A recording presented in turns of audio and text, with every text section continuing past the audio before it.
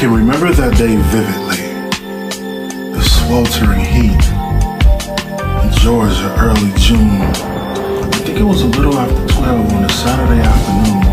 I was coming out of Cumberland Mall, sipping on a smoothie, just minding my business. Then suddenly across the parking lot I see this woman, fine as all outdoors.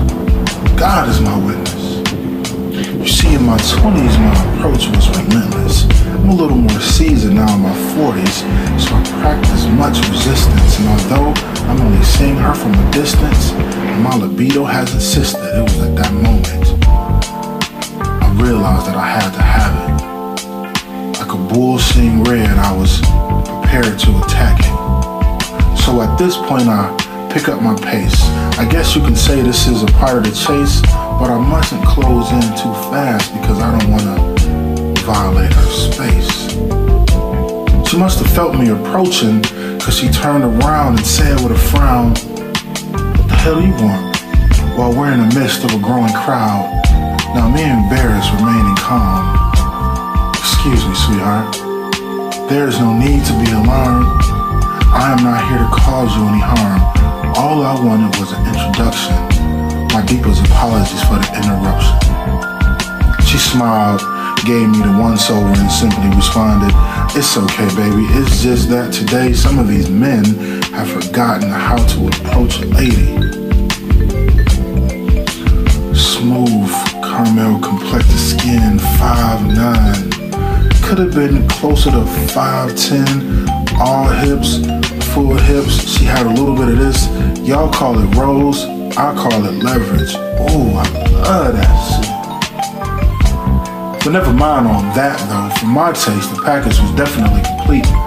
I would have been so disappointed in myself if I had not at least come over here and speak. But at that moment, on her finger, I noticed she had a ring. But keep in mind, I only came here for an introduction, so that I really didn't mean a thing. So her name was Savannah. She's originally from Atlanta. Her husband's in the military and they recently moved back here from Alabama. She tells me the stories about the abuse, the broken bones, and even though she can sit right next to him, she feels so alone, controlling. He wants her at home, but yet it's in the streets is where he roams. Now it's obvious to me this woman is under enormous amounts of pressure and stress. So in a consoling motion, her shoulders I began to caress. We're laughing and joking as if we've known each other for years, and she felt so comfortable to confide in me that she was contemplating suicide before I appeared. Now in the direction of her car, we continued to walk under these newfound circumstances. I offered her my phone number just in case she wanted to talk. Now after 3 weeks of interesting and intimate conversations, come to find out her husband's away on a vacation and she extends me an invitation to visit the island of temptation. Now 3 weeks ago, there wouldn't have been the reason for me to contemplate, but now coming to my senses, that's blatant adultery, a move I insisted I could not make. She said, "I grilled salmon and asparagus, can I bring you a plate?" Oh shit, my favorite fish? Oh well, what the hell, it's at the 12 and I have 8. Girl, my stomach is in my back, I don't know if I can wait, so I gave her 45 minutes. And gentlemen, I am not afraid to admit it, I had to go and get to know myself right quick, just to be better equipped to resist it. On cue, arriving at my door wearing nothing but a trench coat in June. Never mind that plate, what's needed now is prayer and hope. Because what if her husband's not on vacation and she was followed? And here he comes strapped with gaps with tips that's hollow. You know what? I like her, but I love me. But that would have been an outcome way too difficult for me to swallow. So I'm gonna let this woman in my house. So yeah, I let her in and she kissing me on my cheek, thanking me for allowing her to come over as she effortlessly allows the trench coat to fall off her shoulders, leaving nothing to the imagination. Me trying to downplay the situation, asking her, so is he away on business or recreation?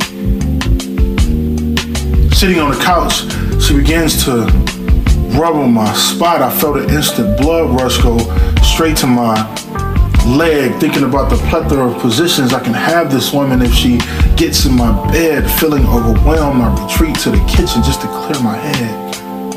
And it was then I had the epiphany.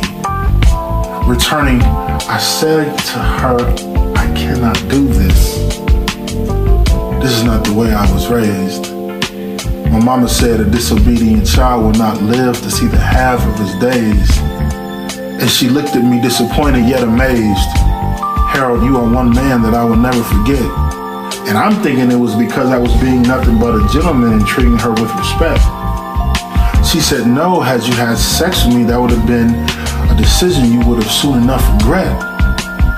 Now me perplexed, not knowing what to do or say next, she just grabs her coat, and as she walks out the door, she turns around and says, I'm dying of AIDS, and my husband doesn't even know it yet.